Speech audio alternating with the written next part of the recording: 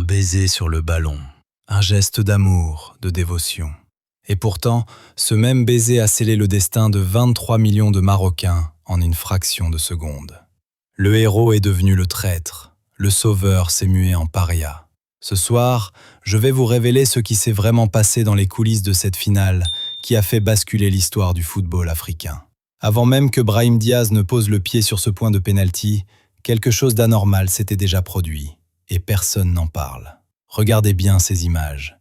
Gianni Infantino, président de la FIFA, l'homme de la neutralité absolue.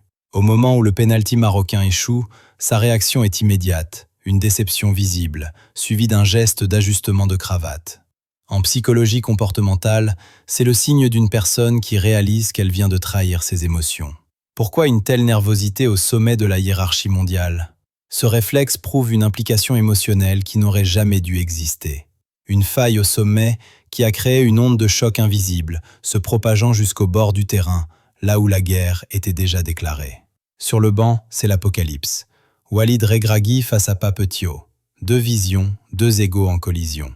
Thiaw affiche une hostilité glaciale, des salutations froides, un regard méprisant. La tension est telle que la sécurité doit intervenir. Regardez le visage d'Aliou Cissé ou d'Edouard Mendy en arrière-plan. Ils sont figés. Et les mots de Thiaw après le match sont des scalpels.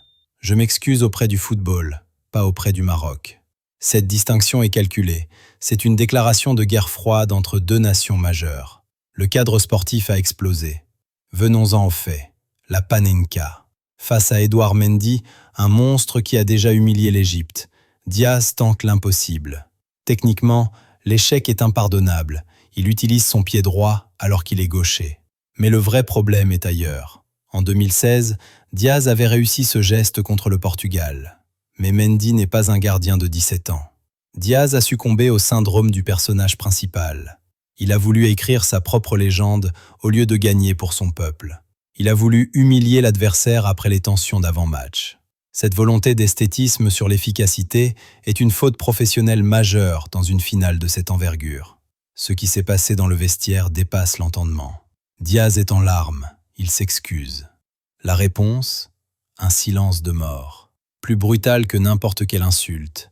Les cadres ne le regardent même pas. Pour eux, ce n'est pas le raté qui est grave, c'est l'arrogance du choix. Le boycott est total, même sur les réseaux. Seuls 4 hommes osent briser le mur. Hakimi, Bounou, El Kanous et Munir. 4 contre le reste du groupe. Walid Regragui tente de jouer les médiateurs, rappelant qu'une erreur ne doit pas effacer 99 bonnes actions. Mais l'unité est fracturée, à quelques mois de la Coupe du Monde. C'est ici que réside le paradoxe le plus cruel. Statistiquement, Brahim Diaz est l'homme qui a porté le Maroc jusqu'ici.